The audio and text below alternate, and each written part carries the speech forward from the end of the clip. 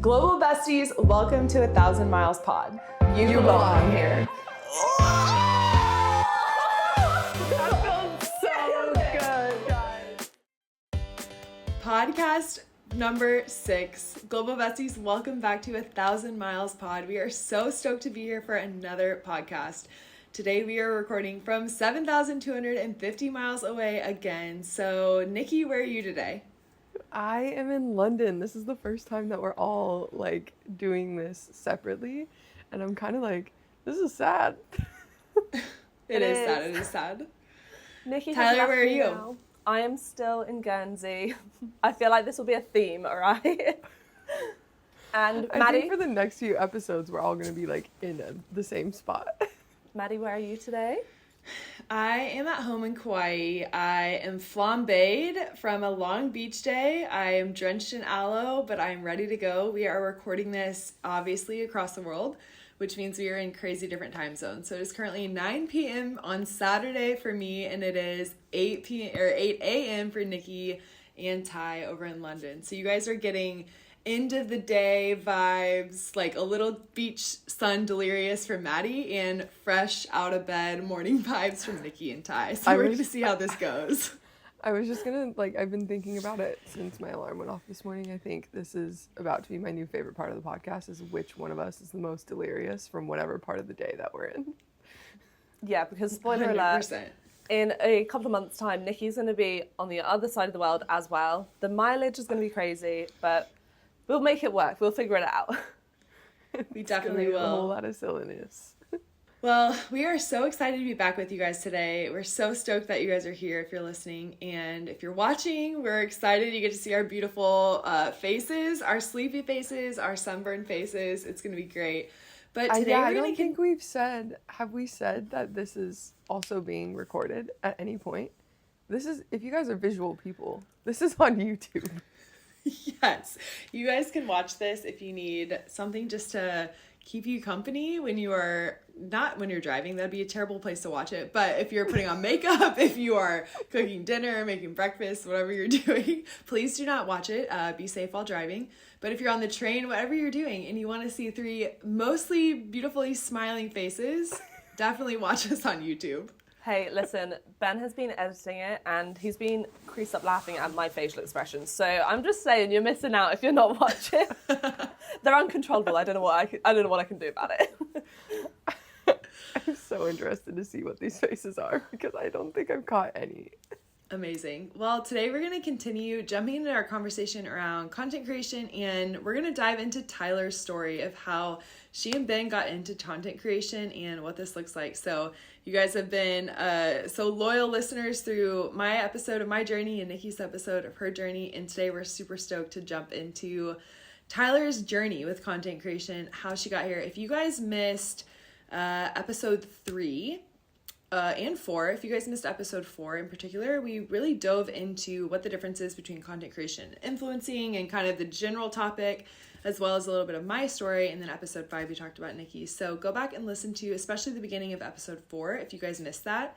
But off to the races. Tyler, how the heck did you get here? Walk us through it. I think my journey with content creation goes way back. So I could give you the short version about how Ben and I started the Infrequent Flyers.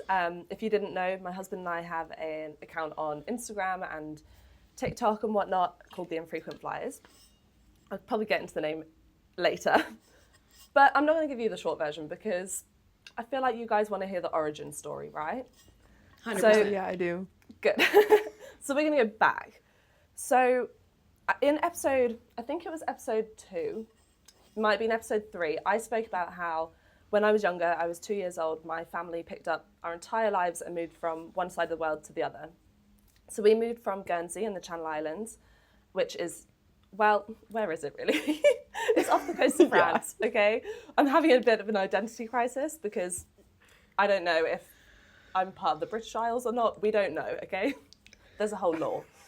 Anyhow, we moved from Guernsey in the Channel Islands to Perth in Western Australia. Literally the other side of the world. I should have looked up the mileage, but I didn't.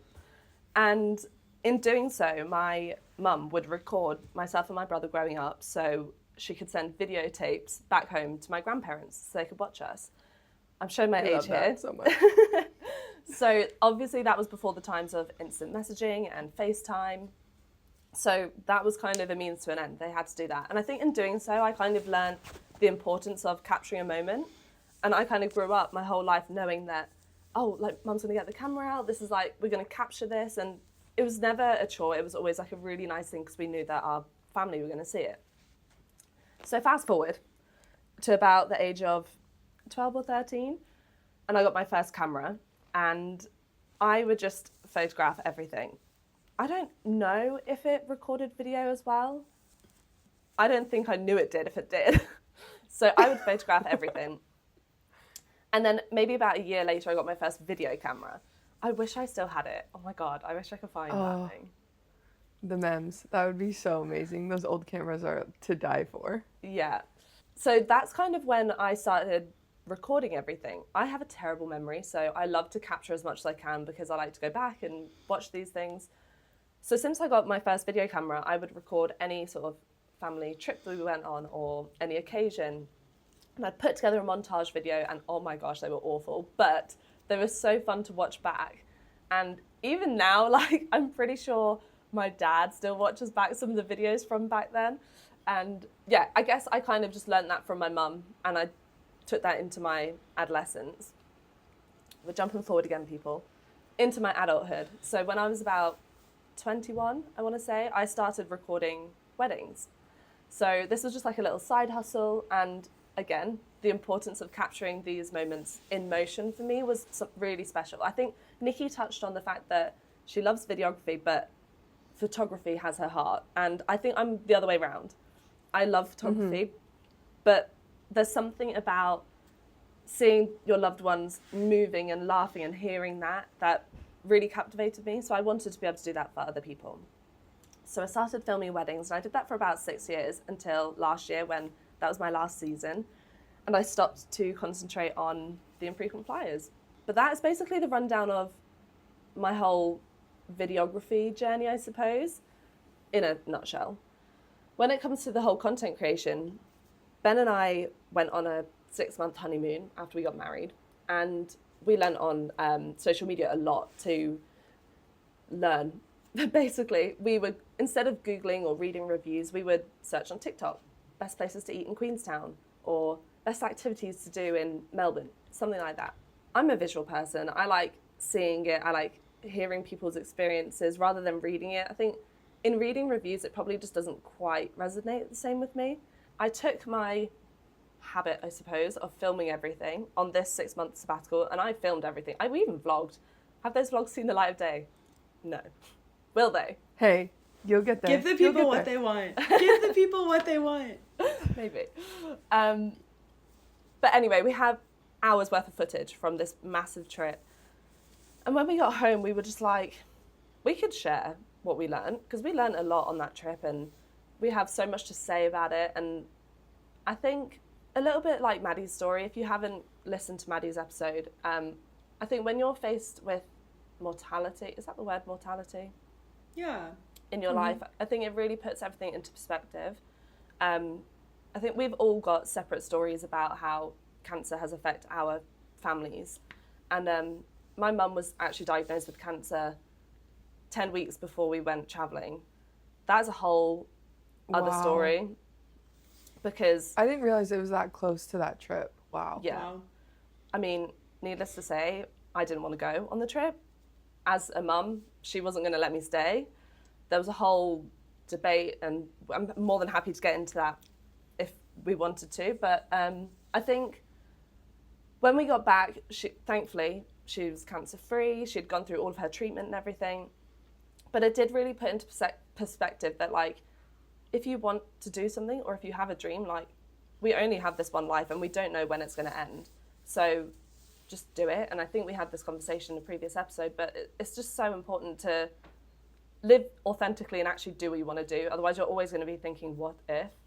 But yeah, so basically, that's when we thought, fuck it, let's just start posting on social media. And here we are, a year and a half later. Yeah, that is wild. I knew your mom had cancer because I knew you'd shaved your head, which I also think our listeners should hear about that story. but I didn't realize, it was that close to when you guys were leaving for 6 months. That would have been virtually an impossible decision to make. So walk us through a little bit more of that. Yeah, so I was filming weddings at the time, and my mum would be my second shooter for the ceremonies. I just needed somebody to help me with the safety shot down the aisle. And I love it. yeah, she was like my little sidekick. It was good fun. And I remember it was the day that we had a rehearsal for a wedding, and she had told me that she had found a lump and she didn't think it was good news. She'd sort of been going through this behind the scenes, not having told me beforehand. And that's when she told me. So we went, well, she was going to go to the oncologist by herself, and I was like, don't be ridiculous. Like, I'll come with you. If you don't want me in the room, that's fine, but you're not going to go by yourself. We went to the oncologist the day of that rehearsal, and sure enough, she was told she had stage 3 breast cancer. Stage 3. Wow. Yeah. It had just moved in, well, they thought it just moved into stage 3. So thankfully she caught it when she did. Wow. I then went to the rehearsal for the wedding. I told my mum, I was like, don't come. Like, obviously you don't have to come. If you don't want to film on Saturday, that's absolutely fine. And she was like, no, like, we're going to do this like normal, like, it's fine. She was the way that she handled her cancer was kind of funny. Like, she would make morbid jokes, and she was really like, like, seriously, she'd be like, can you just grab this from the shop? I'm dying, I can't go. And I'm like, but using that humour really got her through it. So anyway, all of this to say, she came to the wedding on the Saturday, she filmed it with me. Like, she was just an absolute trooper through the whole thing. But naturally, I had in the back of my mind, oh my God, we're meant to be going away in like 10 weeks. There's no way I'm going to go to the other side of the world for 6 months whilst you're having cancer treatment. And she was like, there's no way. You're putting off this trip of a lifetime for me. And I was like, it was a whole family discussion.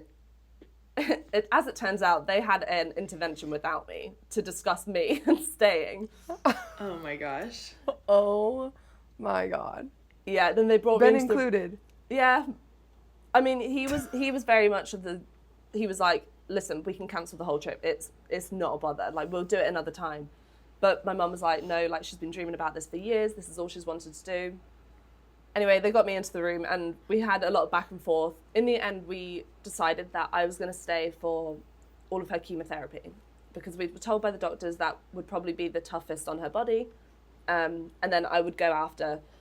So basically, her course of treatment was chemotherapy. And then she had, I can't remember the dates exactly, but she had like a gap.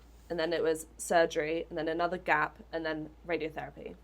So she was like, if you're staying for the whole thing, there's going to be months of no treatment, nothing. Like, there's nothing you can do. I've got your dad here. I've got the rest of the family. Like, it would just be waiting. And I don't want you to wait your life away, basically.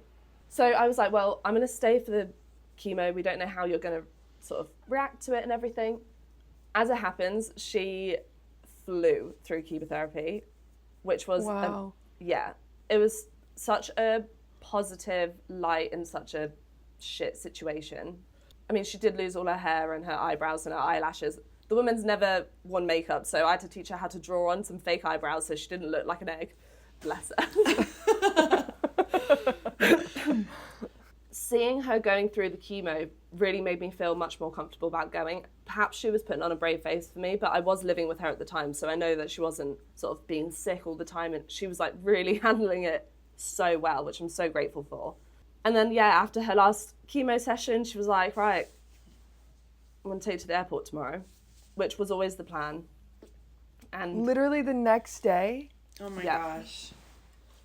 Oh, and you don't, I mean, like, wow, that's a mom for you. I know. Obviously, getting on the plane, I was like,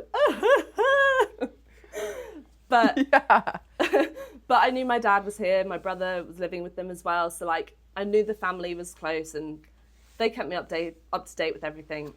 I'll always be grateful for her in doing that, but I never ever would have held it against her if she didn't sort of force me to go. Yeah. But I think like being away, I was obviously with Ben, and because the whole chemo experience was really positive, she was keeping me up to date with everything. I had left cards for her for each stage of her recovery and whatnot. She retired also in that time. She was like, fuck this, why am I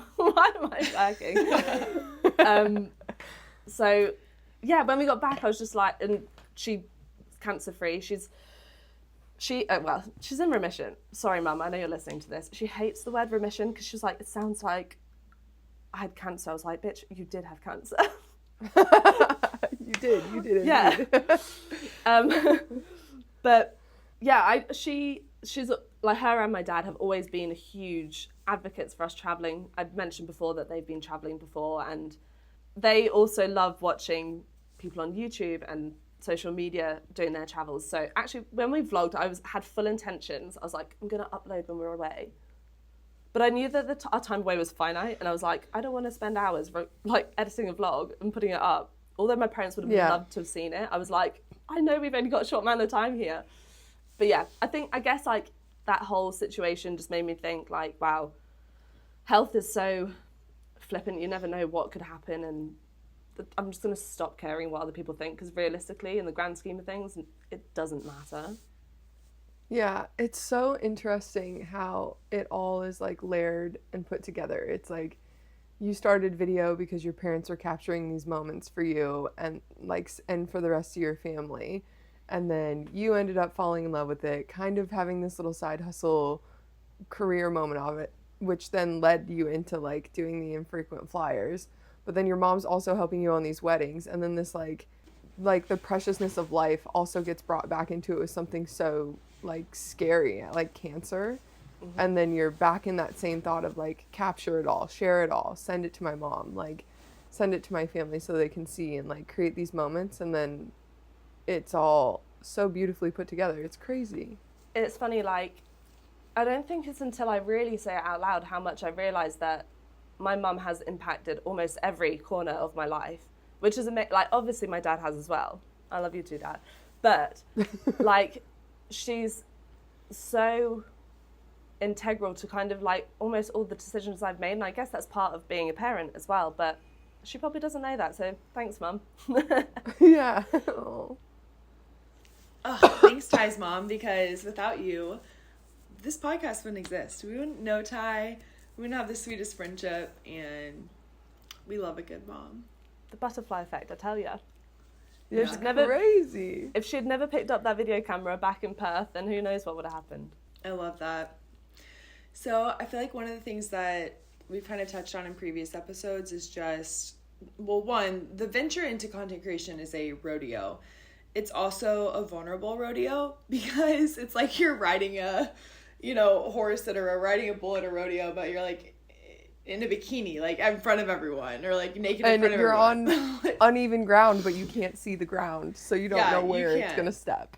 Yeah, and the arena that the bull is in is the ocean. It's like so chaotic, and it can be really vulnerable to take these moments and share them. And I would imagine for you, like, there was so much emotion and kind of vulnerable human moments behind these decisions to travel and to start recording stuff. And so, I mean, walk us through like those first decisions to put this stuff online. Like, how did you logistically come up with the name Infrequent Flyers? Like, when did you guys start? What was it like to just post your first videos?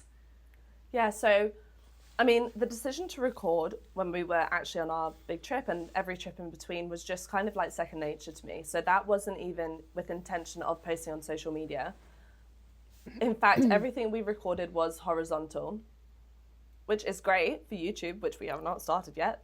But in terms of short form, everything's vertical now, right? In terms of actually posting, and well, first and foremost, we chose the name Infrequent Flyers because Ben and I both work full-time. Oh, by the way, he's working full-time now. What? Yeah, I know. We'll come on to that. He lost his job for a bit. He's got a different job anyhow. Wait. But, I know. Sorry, guys. We literally talked this morning. I have so many questions. Okay. I know. Anyhow, we'll discuss this off the pod, but for the listeners, Ben and I both work full-time, so we're busy people, and we both work location-dependent jobs, which means we can't do remote work. Hence, the infrequent flyers because we can only fly or travel within our annual leave or weekends, which, to be honest, living on this island, Guernsey, travel is really expensive. So getting off the island, getting back on the island is very expensive. So just going away for a weekend isn't kind of something that we can do all the time. So the infrequent flyers came to light. Also, I really just wanted a handle that I could find on like every social media platform to make it easier. That's not an easy feat, let me tell you. It is not. That is a challenge in itself. Mm-hmm. The fact that, Maddie, you got the travel mentors is impressive. Yeah, it's a miracle. It's a miracle. We gotta trademark that. We're in the process. We're doing it. By the time this is live, it's trademarked, so don't you come at it, all right? No one can get it. Oh, the decision to actually share. We just honestly, I've got hard drives full of footage, and we like to learn on the go. I'm type B. I do not really plan anything. And as a matter of fact, we went to Iceland last year, and we kind of got to Iceland. We had a van, and we were like, where do we go? What do we do? We should probably find somewhere to sleep tonight. And we just made it up as we went along. And that's part of the adventure for us. I love it. There are some people who have spreadsheets and, you know, they have it all planned out beforehand. Maddie is very organized. And yeah, I mean, I had the exact same experience as you, Ty, in Iceland. Like, I landed, I had a rental car, and I made a plan in the Blue Lagoon parking lot. Yeah. It is admirable when people have all this stuff planned. I don't think I'm organized enough to get it all sussed beforehand. But this is also why we wanted to share online, because I feel like we have made some silly mistakes, but also we've found some great places chatting to local people and things, and then we can share that after the fact. So I'm not going to be teaching you how to plan a trip, but I can tell you our plan if you want to use that by all means. Those first conversations with you and Ben when you were trying to kind of figure out everything, was it like, let's just post and see how this goes? Or was it like, we are all in with this? Like, we are just going to do this until we hit a certain milestone? What was kind of the original intention there? So I was like, I'm going to do this. Do you want to come in or no? Because I can be the infrequent flyer. And he was very much like, no, like, I want to be involved, which was great because I wanted him to be involved. Also, I'm usually behind the camera, so I've got so much footage of him. I was like, I kind of need your face. We didn't really set a goal in terms of following or anything like that. We were like, let's just kind of see how this goes. I want to have fun. I want to just share what we've learned. And also, I love short form editing and things like that. So this is just like a joy for me. And as it sort of progressed, we have definitely need to set new intentions. We did like join a course to learn a little bit more about the behind the scenes and the business side of things. That's not something we've really considered beforehand, but there's so much that goes into the business side of social media and how you can actually make money and people make a living out of this. I mean, you guys are both full-time doing this. Obviously, Ben and I aren't, but maybe one day. And it's going to happen. So, yeah, I mean, we have a sabbatical next year. If you're my employer listening to this, maybe no, you're not. But we're hoping that will be like a real good like test, basically, to see if we can do this and earn enough money to sustain travel and whatnot. But yeah, I think Ben's my best friend, so like we're a team, and if I was going to do this by myself, that's absolutely fine. Like I would have, because I was passionate about it, but having someone else helping out is great. Nikki, you're doing all of this by yourself. Like how? Yeah. How? Because it's nuts. It's insane. That is so much work for one person to do. I think from the outside looking in, it looks like a really easy job. And I think we've had this discussion before in a previous episode, but like that is a lot of admin and a lot of work to put into it. How do you find it all? It's really interesting to like see different dynamics. It took me probably a good 2 years into content creation, having like made a group of friends and like all of these things, and like seeing how everybody was progressing through it, to be like I was really beating myself up. Like, why am I not making this amount of money? Why is this is not happening? X, Y, and Z. And it took me about 2 years to realize that every single other person I had made a friend with had somebody else supporting them in the background. And I think like each of us have obviously different experiences. Like Pat's involved, obviously, Maddie, but I think you kind of carry the bulk of the travel mentors. Like, so that's an interesting balance for me to even see.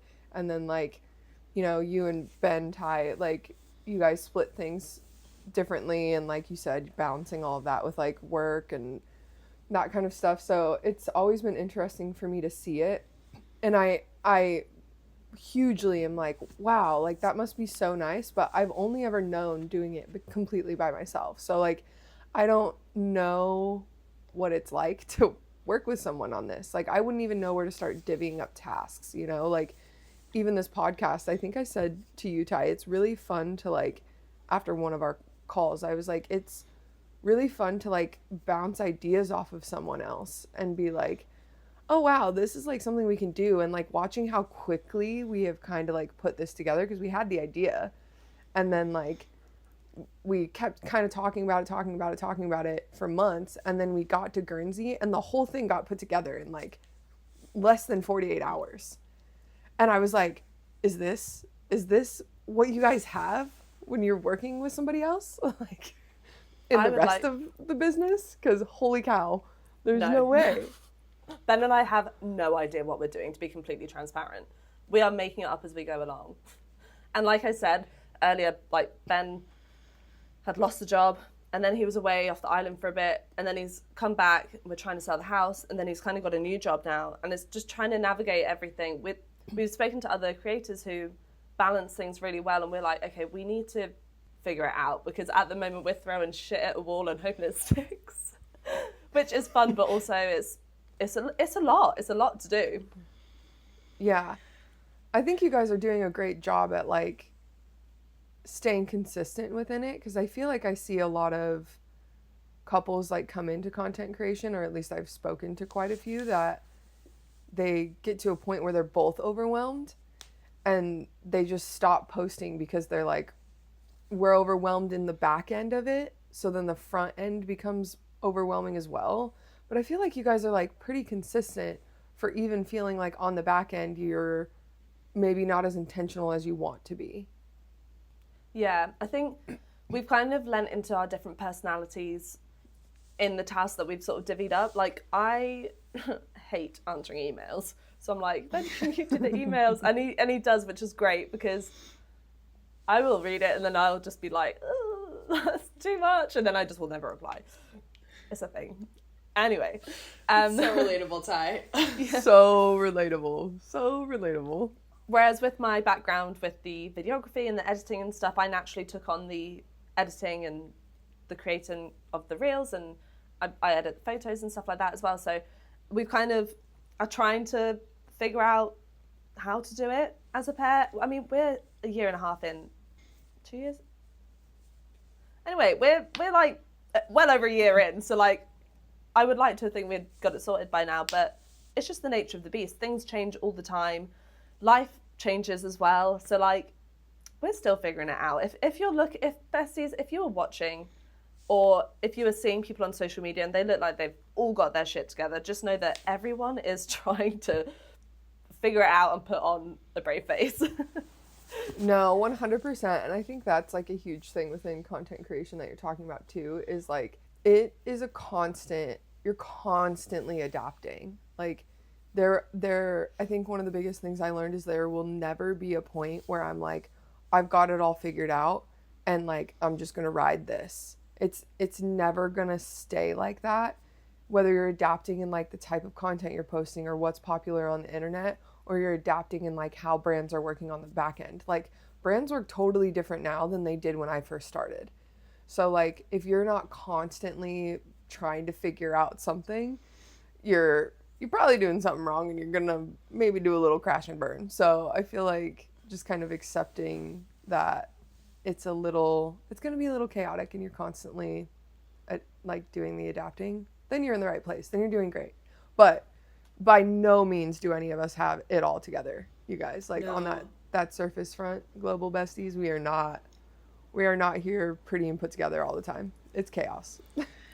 No, and that's part of why we wanted to start this podcast and bring you guys into this world of, we are basically in our 30s, Ty's almost there, but, you know, in our 30s, literally just taking it, honestly, like a month at a time. That, I swear, that's Patrick and I's motto right now, is just 1 month at a time. Like, we're wrapping up August, sweet, like, let's, you know, figure out what September looks like, and we'll just try to do that really well, and then we'll figure out what October looks like, and we'll try to do that really well, even if it looks totally different than September. Like, we have nothing in our lives planned past February 8th of 2026, and we're staring down, you know, the barrel of complete unknown in these transitional seasons. And gosh, if you're listening and you're like, that is how I feel, then you are literally in the right place, because none of us have it figured out. And life can change so quickly. Like we were saying about family who maybe get diagnosed with something, or people who lose jobs like Ben did. Things can change so fast, and trying to navigate that by yourself is hard, but you guys aren't alone. Like, you can always slide into our DMs, you can always chat to us. Like, we are all trying to figure it out together, and I like to think hopefully this community here can all support each other as well. So, you know, you've always got us. So, Ty, I'm curious for you, about 2 years into this rodeo, what do you feel like you've learned about yourself? That's a really great question, because now I'm like spiraling. I feel like I've learned I don't care as much as I thought I did about other people's opinions. I am a sensitive person. I always have been, which is, Ben handles a lot of the comments as well. That was kind of something that we discussed, because I don't want to get my feelings hurt. But I've also realized that I'm like, actually, for the most part, touch wood, people are generally nice. People can be really mean too. But also, if I'm just confident in myself and Ben's leaving. I'm just waving to him out the window if you're watching this. If I'm confident as a person myself, then I'm just like, I try not to, what am I saying? I hope you guys understand what I'm trying to blabber out here, because I've just learned that I don't give a shit. And I think that is part of growing up. I think if I were doing this at 18 years old, I probably wouldn't still be doing it now, because I would have been too scared. In fact, should I tell you something embarrassing? 100%, absolutely. Let's hear it. I've never mentioned this on the internet. Let's go. What is it? This is an exclusive Global Besties, and if you go looking for it, I will find you, and I will give you a stern talking to. So when I was 14, I was deep in... Stop! Oh my gosh, I'm obsessed already. I think I'm about to have a very similar story. Okay. When I was 14, I was deep into my YouTube fixation. I was loving watching... There was something called the Brit Crew. I don't know if you guys know about them. A load of British YouTubers. They were like just sharing videos. Everybody loved them. Anyhow, little old me thought, I could be a YouTuber. Now, I'm obsessed. If you are watching this, I look like a naked mole rat. That's because I don't often wear a lot of makeup. However, back in the day, your girl loved makeup. So I was doing YouTube tutorials. Stop. I'm obsessed. I love this so much. This was my creative outlet. I've always been a really creative person, and the way that I looked at makeup was like, it's like paint on your face, right? Yes, that's exactly how I look at it. And I dread to think the amount of money I spent on makeup. I loved it. I was filming tutorials. I was sticking it up on YouTube. Listen, your girl had like 300 subscribers. Look at me go. And then the kids at school found out. Oh my God. That was the end of my makeup career. No. Yeah. Baby Ty. I was so embarrassed. I just couldn't carry on posting. I thought, this is ridiculous. Who knows where I'd be if I did carry on posting on YouTube back then, hey? But yeah, YouTuber over here.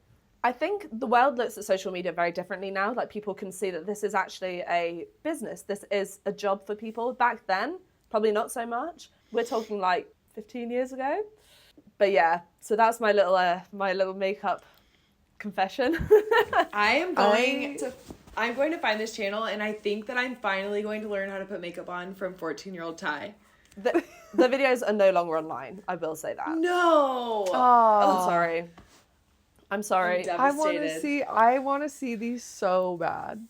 Like, See, so bad. This is one thing, and this is such a privilege because I realise I'm so lucky to have such supportive parents, because they had bought me a tripod for my little video camera, and they'd bought me a light setup, these big like bulbs lights. I know. My heart. So precious. They thought she's going to make us the money. No, I'm joking. They were looking at my makeup like, she won't be making us any money. But bullies ruin all the fun. I would have honestly. loved seeing YouTuber Ty. Wait, so for real though, what ended up happening? How did people find out? Like, how did you find out that people had found out about it? Somebody made like a remark at school. I can't remember. I can't really. I told you before, my memory is not very good. I've probably suppressed this anyway. But somebody had made a remark at school, and then I realised people were talking about it, and I thought, oh my gosh, this is so embarrassing. I think it was that day. I just made all the videos private, and I was like, I can't do this. Like my friends, my close friends, they knew about it. They were supportive. They didn't really like care too much. They were like, oh, like, it's cool, whatever. But it was just when like the wider group of people at school knew. I mean, kids are mean. I didn't realise that I was secretly being bullied for a while at school. Oh no, secret bullying. Yeah. That was a whole other thing. But So then did you, when you started posting on the internet again, you obviously are on a tiny island. mm-hmm. How did that go when people started seeing you guys popping up? Like, obviously I know some of it, but tell our global besties of like, you know, did you receive any flack? Did Ben receive any flack? Like, kind of how did the start and beginning of that go, and how are people towards you guys now? Yeah, okay, so I didn't personally. Ben, however, did get some sort of flack from his mates. Ben is 8 years older than me. I don't know if that has anything to do with it, but his friends were like, oh, you're trying to be an influencer, are you? Kind of giving him a bit of shit. And obviously, let me just say one thing, global besties. If you're thinking about posting on social media, it can feel embarrassing, it can feel cringe or whatever until it works. And then people respect 100%. you, people love it. But there is no difference between me posting now with 34,000 followers than me posting with 34 followers back in the day. Like, okay, I've learned a little bit more, but like, I'm still the same person. It's no more or no less cringe just because we have a bit of a following now. So please don't let your following size dictate how embarrassed, quote unquote, you feel about doing it, because you're doing the same as us. Like, people are so quick to judge. Like one of Ben's friends was giving him shit, oh, you're being an influencer, blah, blah. But I know for a fine and Fendi fact that they're going to go home tonight and they're going to scroll on their phone and watch hundreds of other people talking to their camera, chatting on the internet, uploading. So if they're consuming it, why does that make you embarrassing to create it? Yeah, Now. 100%. I think something that is so important to remember, especially for you guys listening, if you want to do something like this, is there's almost 8 billion people on this planet. There are literally your people out there. Mm-hmm. They may not be your friends. The people that you will click with and connect with through social media might not be the people that are in your inner circle. And that is tough. And that's certainly something that we can talk about, our experiences with that. But you will find your people. You literally will, because there are 8 billion people out there and you are not alone in the things that you're passionate about, like the things that you, like the odd, obscure, like niche things that you love. Your people are out there, and if you are faithful and consistent with just like putting yourself out there, you are going to find those people and they're going to find you. Yeah. Literally, how do you think we all found each other? Like, exactly. We never would have been connected if we hadn't started putting ourselves out there on the internet and realized that there were people who were passionate about the same things that we were and with the same adventurous spirit, Like, And I didn't have any of that in my like everyday, you know? I think the most important part, if you are going to show up online, is just be authentically yourself. Because if you're putting on a facade and then the people at home see this and they're like, who are you? What are you? This isn't you.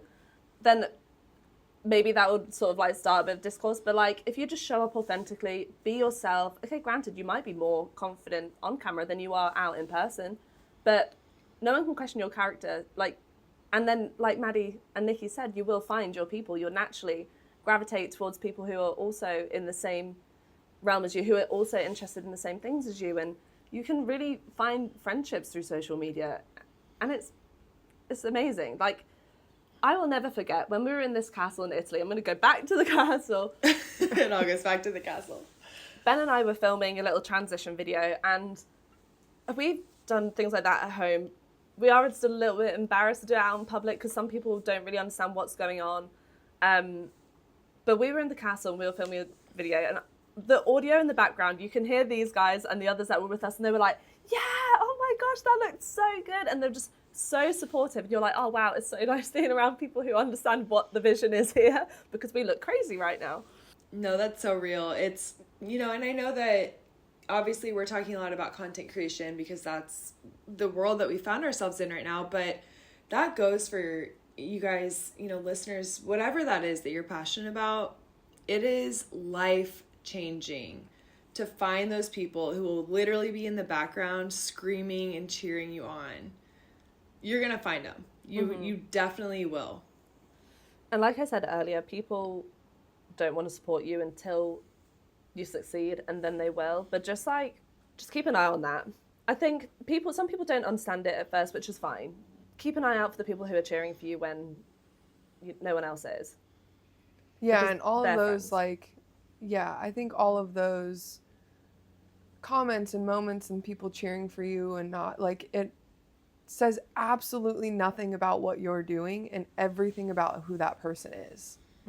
And, like, maybe you can provide them a little bit of perspective to be a little bit self-reflective by continuing to do what you love the most and following that passion and just showing your joy in the world, not as like a, oh, hey, screw you, like, fuck you for not believing in me kind of thing, in a just like, this is what the world could be if we all just did what we loved. And maybe that person, and then when they're rooting for you, could be a little bit reflective and be like, damn, I really kind of made fun of them, and now look at them doing things that, like, I never even thought were possible for me. Yeah, you could potentially be an inspiration for someone else. I heard this on a podcast. This is not original to me, but I heard this on a podcast a couple of years ago, and I was like, wait, I'm obsessed with that. But it's the idea that someone's opinion of me is none of my business. Yes. And I just saw that the other day, and I was like, yes. Yeah, I don't know who it is. Shout out whoever it is. But it's so true. And I think all three of us would say that we've had hurtful interactions with people close to us regarding our step into the social media world, into content creation. I certainly know I have. I think you guys probably have too, unfortunately. And I think those moments are really hard, and I know I've grieved that experience, but I think at the end of the day, it's like, you have to just be okay with yourself when you're looking in the mirror at the end of the day. Like, stripping away everyone else, all the haters, and not just haters, but even the people online that you don't know that are like, this is amazing, you're amazing, because I think both can kind of tip the scales in like an unrealistic direction. I think it's like, at the end of the day, you have to strip all this away and say, am I happy with the dreams that I'm pursuing? Am I happy with like the character I have as I pursue these things? Am I happy with the consistency with which I'm showing up for these dreams? And people who are going to like just discourage you, I think either lack the ability to dream or they lack empathy, and both of those are a them issue. Yeah, I totally You put agree. that incredibly perfectly. That's like exactly what it is. It says everything about them and nothing about you and what you're doing. As long as you can, to your core, wake up every day and say, this is what I'm meant to be doing today, and I love it. And that goes back to the note that I said about being authentic to yourself, because if you are just being yourself and showing up as you come, then you're not trying to hold up this facade for anyone or anything. Like, it's so much more natural just to carry on, and as long as you are happy doing what you're doing and you're obviously safe and not being hurtful, then just keep doing what you're doing, keep chasing those dreams, don't let others get you down. So it's a super interesting point, like bringing up the authenticity piece of it. I don't know why I thought about this, but I don't know. Maybe it's from other creators I saw who were doing this well, or like ones that I felt like I wanted to kind of maybe do the opposite of. But when we first started our account, I kind of made this promise to myself.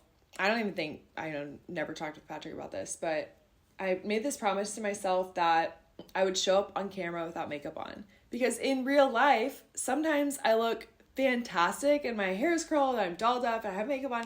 And other times, like right now, I'm like in my dad's XXL t-shirt. If you're listening, it's just an XL. And just like slathered in aloe because I just got sunburned at the beach and my hair's on top of my head. So I promise you, if you're not watching this on YouTube, you're really missing out. But I made that promise to myself that I'm going to force myself to show up without makeup. Now, I'm not going to like, if I'm wearing makeup that day and need to record something, I'm not going to go take it off. I'm literally just going to show up how I am that day. Now, I will say if I'm shooting for a brand, I'm like, okay, I should look professional. So I might, but if I'm just showing up on stories or just like shooting a vlog, like I'm just going to show up like this. And that is something I'm proud of. And it has also tested me. And you better believe the first time, we had like 6 followers, but you better believe the first time I showed up on like a story or a vlog or something without makeup on or just like looking like hair on top of my head, I was like, I can't believe I just put that out there. And in some ways I feel that even more now that we have like X amount more followers, but it's just like you have to be uncompromising with yourself in this field. And I'm curious like what y'all's perspective is, because I think we all know creators, and I am not saying this is wrong. I think we all know creators who show up dressed to the nines, like dolled up, like that's amazing. That is literally what people build brands around, and that's incredible. I knew that wasn't for me. It was literally just too much pressure for me. But I think we know creators on all ends of the spectrum. So where did you guys land with like how you want to show up even physically and like navigate just the authenticity of like, sometimes I look like a trash raccoon and sometimes I look really nice. You look really nice as a trash raccoon. Let's not get it twisted, okay? Yeah. Nikki, do you want to take over, start? Sure. Yeah, so this is actually really interesting conversation. When my first big trip that I ever took, I went to Hawaii for 30 days and I ended up meeting this girl, actually 2 girls on a hike that I did, my first like ever solo hike. And I had already followed one of the girls on Instagram, and the other girl was just like, I had met her there and she followed me like on the spot, and we started chatting, whatever. We hung out a couple or more times while I was in Hawaii, and I will never forget her sitting down with me and going like, how do you post online without makeup on? And I was like, what? And like, this was on the back of her telling me that she had like gone, at the time I had like 6,000 followers. I was growing from photos, like reels weren't like a huge thing, but she had like come to me and was like, yeah, I went home and told my mom that I met this girl with like 6,000 followers and she was very humble and down to earth. And then now I'm looking at her stuff and she's like posting without makeup on. And now I just like need to know, like, how do you do it? And at the time, I had never thought how like groundbreaking that would be for somebody to like see someone on the internet without makeup on, because the people that I follow, like I don't follow a lot of people where I feel like there's always a front in some way. Like I want to see people being like, haha, this is kind of silly, and like those more relatable, like easy moments, because I don't want to feel like I'm watching a show all the time. So that's just how I've always consumed internet, but I've never thought about somebody else is probably consuming a whole bunch of the internet where like everybody's all dolled up. That's the only thing they're seeing. They're only seeing people put together in these like crazy outfits and doing the most. And not that that's wrong, but like I just never thought that somebody's entire internet experience would be that. So that was my first time being like, oh, this is going to be like a powerful thing for me to continue to do no matter how many followers that I have. Even though I was already doing it because I was like, I don't put makeup on every day. I'm not going to like not post to the internet or not create because I don't have makeup on. And I think I've definitely been tested in ways. Like I got off birth control and my acne went wild, like worse than it was when I was a 15-year-old. But I still was like, we all have acne. I'm going to put it on the internet. And I received so many comments, mean ones, great ones. Like it was the whole thing. But at the end of the day, I still felt like if I try and hide like what's happening, even on this surface level, then I'm going to start hiding other things. And it's going to lead to a more inauthentic version of me that I'm going to try to continue to live up to online that I don't think is going to be beneficial to anyone, because that's not why I started doing this. I didn't start this to build a facade and be something I'm not. I started this to be who I am. So it's been very interesting, but I agree in the sense that it's like that authenticity has to shine through, and not saying you can't put makeup on every day if that's part of your routine, but don't be afraid to let it down, and don't be afraid to like the hate comments are not that thick and they're not that deep when I don't have makeup on. Like it's a once in a blue moon that somebody will make a comment like, you look really tired. Like, yeah, I am tired. Yeah. You don't need to comment on that. But if you just think back when you had 6,000 followers and that one person was like, wow, I went home and told my mum about you not wearing makeup. Imagine the impact that you have now with the audience that you have now, and all these young women who are watching you thinking, wow, if Nikki can show up, and Maddie yourself can show up without makeup on, maybe I don't need to put makeup on today. Because I think we kind of grow up and there's a whole, not everybody, of course, everybody's sort of experience is different, but I know I sort of got to an age, you gotta love makeup. Do you remember? I literally just talked about this. Same. I also did feel like I had to put makeup on every day. And when I started at the post office, if you didn't know, I'm a postie, my very first day, it was like going to the first day at school. I was like, I am going to show up with a naked face because I don't want to set a precedent here. I'm going to go in as I mean to go on. That's real. And I've never worn makeup at work. And I've been there for coming up to 8 years. And I think, to be honest, I think that really changed everything for me, because I was seeing hundreds of people at work. I wasn't wearing any makeup. And from there, my confidence kind of grew. Like I said earlier, my mum's never worn makeup before. So I grew up with a mum without sort of cosmetics and things like that. So when it came to actually posting online without makeup, it was just kind of normal for me because I don't wear makeup on the day-to-day. Also, Maddie mentioned before, I had just shaved my head, so I was coming like a little naked mole rat. But I was like, that's what I look like. So many times, like, I've taken some photos of friends and things, and they're like, oh my God, take that again. Like, is that? And I'm like, but that's what we look like. I don't want to sort of change myself just for the public's perception of me online. Like, I'm just going to show up as I am. And okay, like, yeah, it does take a bit of bravery, and it depends. It's different for everyone. But I think one significant milestone I can think of in our content journey with this was I heard a sound, and it was a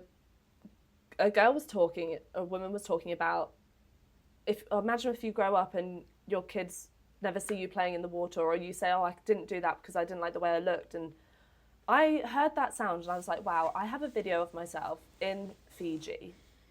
And I thought I'd do the whole cute little Insta girly thing, like follow me and run out to the beach. And my ass was jiggling, the cellulite was out, the hair was still short, the boobs were not I was like, wow, that can never go anywhere.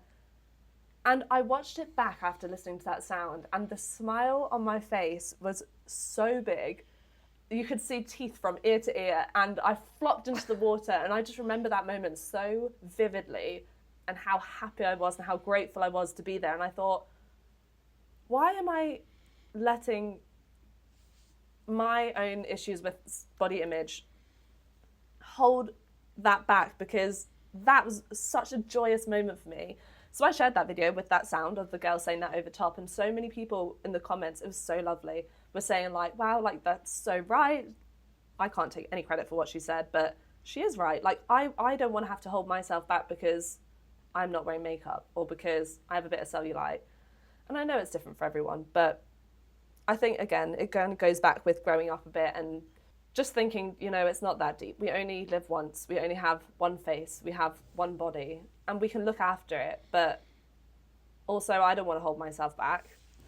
I feel like I could talk about this subject for forever because it is like so many things get wrapped into it in the sense of like societal expectations, being a woman, like what the pressure of it all, like where we learn it from, why it's learned that way, like it all is so, it's so interesting to like break down and try and like break through as an individual and just be like, we don't have to think this way about ourselves. Like we are who we are. Like this is what I look like. You said that, Ty. You were like, this is what I look like. It's like, yeah. Why are we like so worried about just showing up as who we are?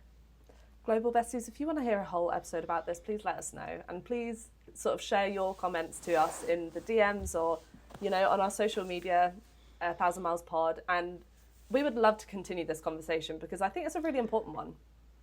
I think we should do a whole episode on this because we're living our lives publicly in front of hundreds of thousands of people. All of us are.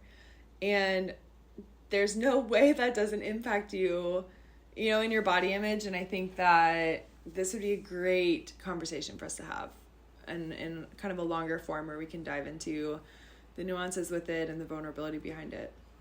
It's coming. It's going to happen. Maybe we should save that for another day then.